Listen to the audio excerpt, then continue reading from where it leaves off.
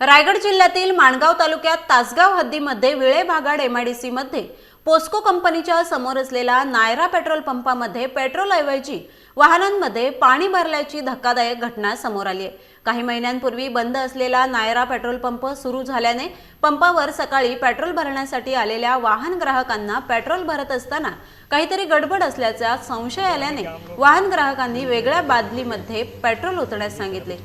यावेळी पेट्रोलऐवजी पाणी असल्याचा प्रकार उघडकीस आला। या प्रकरणी पुरवठा निरीक्षक अधिकारी संजय माने यांना घटनास्थळी बोलावले असता पुरवठा अधिकारी यांनी घटनास्थळी पंचनामा करून यावेळी पाणीयुक्त पेट्रोलचा नमुना घेऊन तपासणीसाठी पाठवला। याची सत्यता पडताळून कारवाई करण्याचे आश्वासन पुरवठा अधिकारी यांनी दिले। पेट्रोलमध्ये पाणी असल्याची गोष्ट त्यांनी जो मॅनेजर आहे त्यांनी सुद्धा मान्य केलेली आहे। त्याचे सॅम्पल आपण घेतलेले आहे आणि सॅम्पल आपण पुढील तपासणीसाठी लॅबमध्ये पाठवतो।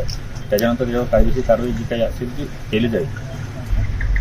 की कंपनी मालक फक्त एवढंच म्हणाला आहे की त्यांचं जे काही पेट्रोलचं नुकसान झालेलं तेवढं भरून द्यायला तयार आहे आणि आपली चूक त्यांनी सुद्धा मान्य केलेली आहे। मैं मैनेजर तो यहाँ हूँ। 3 महीने से ये पंप बंद था।